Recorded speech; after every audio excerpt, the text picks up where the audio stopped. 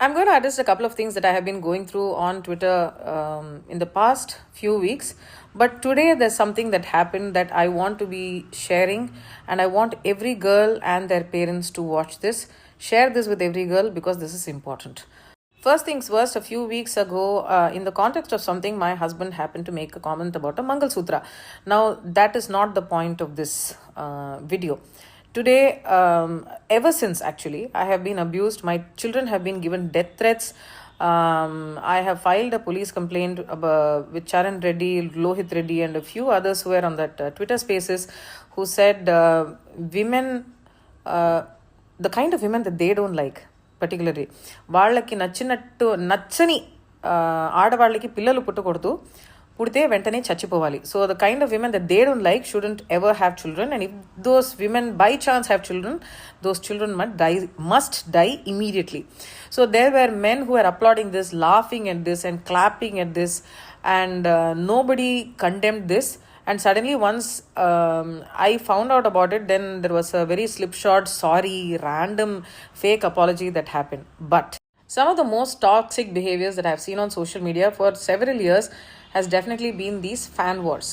Now I have cut my teeth on social media where a lot of people have abused me. A lot of them have been politically motivated. They have been paid for by political groups. There are IT cells that do that. Whether it is right-wing extremists or people here who got really angry that I named their favorite molester.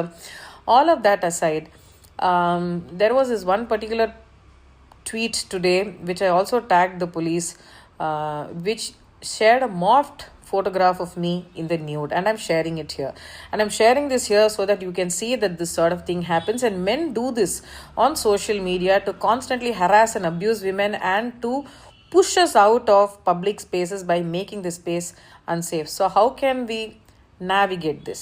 So if you see something like this, it's usually coming from somebody who doesn't like you. It could be a woman also, but more often than not, it is a man who wants to take revenge on somebody by sharing these photographs. There are also so many women who've written to me saying that loan apps continue to do this.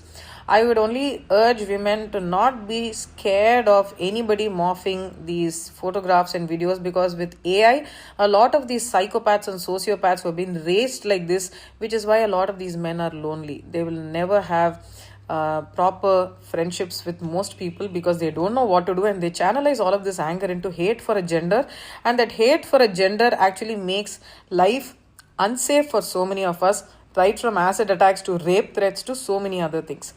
Now, especially with deep fakes and AI, these men are going to be misusing this a lot more in the future. So the only way for women to manage this is to get rid of the shame.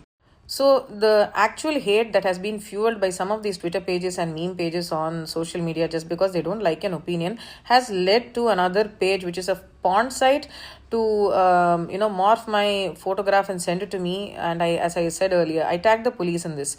So a lot of them is motivated, a lot of them are paid to do this, but I am not the kind of woman who's shamed by this. Ante meeku పెళ్ళైపోయింది, మీకు రాహుల్ లాంటి మొగుడు దొరికాడు, మా అమ్మాయికి రాహుల్ లాంటి అబ్బాయి దొరుకుతాడా?